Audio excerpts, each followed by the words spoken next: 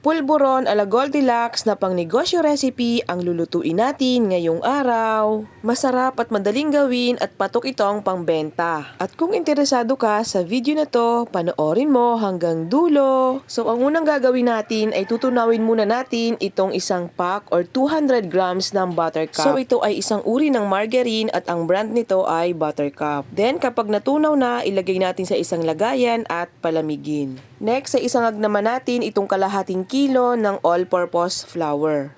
Isasangag natin to sa low-medium heat until mag-golden brown. After 20 minutes ay ganito na siya, nag-light brown na yung kulay niya. So off na natin yung ating apoy dahil ito ay luto na. So ayan, kung napapansin nyo, dapat ay ganito ang kulay niya, light brown lang. And then next ay sasalain naman natin ito para masala yung mga buo-buo. Sa bawat umaga, may kwento ang simula. Amoy ng kakanin. Next ay maglalagay ako dito ng 4 sachet ng powder milk. Sasalain din natin ito para masigurado natin na walang buo-buo. Then mag-add tayo dito ng 2 cups ng white sugar. Sasalain din natin ito dahil minsan ay merong mga dumi-dumi ang mga asukal. At kung minsan ay meron din siyang buo-buo. And then nahaluin natin ito until mag-well combined. Sing na ang diwa sa kusina'y may apoy na nagbibigay sigla. Next ay ilagay na natin ang ating tinunaw na margarine. Then haluin natin ito ng mabuti dahil kapag nilagay natin ang margarine, ito ay nagbubuo-buo. Sa bawat lutong pangarap ay unti-unting nabubuo muli. Sa bilaw na kahain, pawis at tiyaga, bawat kakanin parang alay sa masa. Ako'y So dito nga ay gumamit na ako ng sandok na para medyo matigas at mabilis siyang madurog. Then nahatiin ko ito sa dalawa dahil maglalagay ako ng cookies and cream flavor.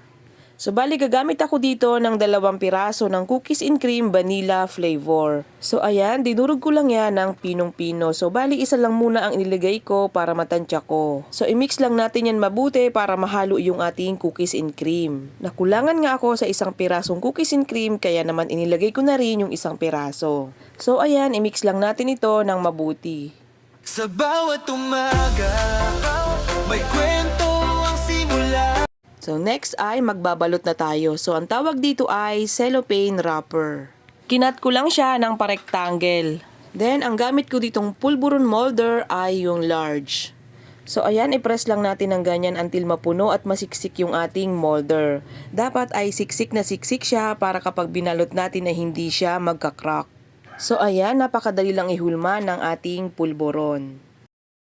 So ganito nga pala ako magbalot ng pulburon. So ganito lang ang pamamaraan ng aking pagbalot. So depende na sa inyo guys dahil tayo ay may mga way naman kung paano pagbalot ng pulburon. Para sa akin kasi ay mas nadadalian ako sa ganitong pamamaraan ng pagbalot. Sa recipe na to ay nakagawa ako ng 34 pieces. At ang selling price ko naman ito ay 10 pesos ang isang piraso. Bali 17 pieces na classic at 17 pieces na cookies and cream. So ayun lang muna for today's video. Bye!